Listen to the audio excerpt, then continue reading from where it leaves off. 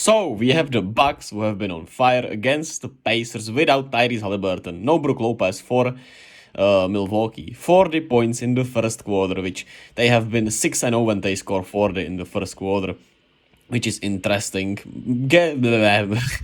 Oh my god, Wes Matthews couldn't hit it here, and we were headed pretty close into the second half where magic happened, and I'm not talking Orlando.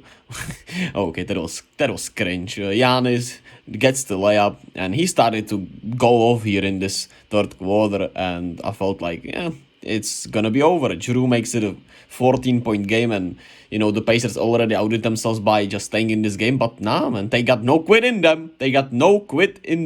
And Jordan Nwora back in Milwaukee after being traded at the deadline to Indiana hits the three-pointer and gives, the Pacers the lead, but Wes Matthews continues to shoot really well in this game, and he made it a one-point game, but Aaron Nesmith had himself a night here, 22 points. Man, why do I keep stuttering today?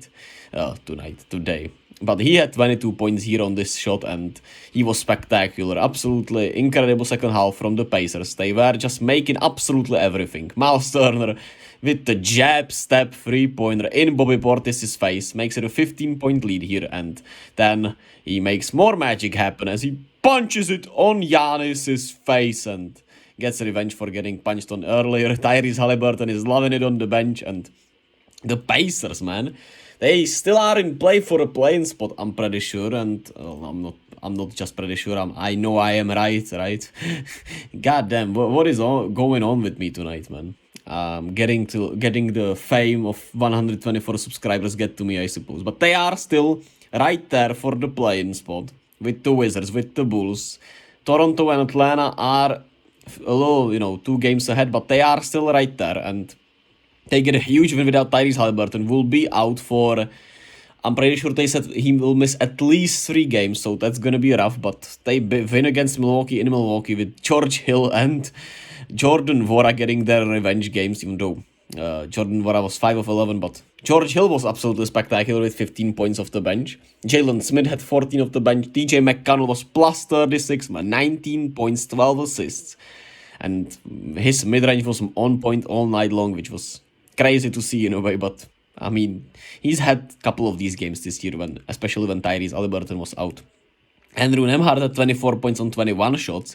Buddy Hield with 20 on 11 shots. He was efficient as hell. Aaron Nesmith with those 22 points, like I said. And in this second half, look at the shot chart, man. In the shot chart, look at the percentages. 70% from the field, 68% from the three-point line, man. 13 of 19. I mean, Magat, he scored 84 points in this second half. Andrew Nembhard was 9 of 14. And I mean, it's hard to win against this. And of course, you could see the impact that Brook Lopez wasn't there. That made a huge impact. But at the same time, the Pacers were just ready to step up and ready to shoot in that second half. And they just shot lights out, man. It was not even, there was some bad defense, but some of it was just tough shot making. And not much you can do when the other team gets this hard, to be quite frank with you. But Brook Lopez was solely missed, and I feel like performance like this kind of helps him in a way, right, to get the Defensive Player of the Year, because it just proves his value and it shows how much valuable he is. Because, I mean, those who watch the games can see it, right?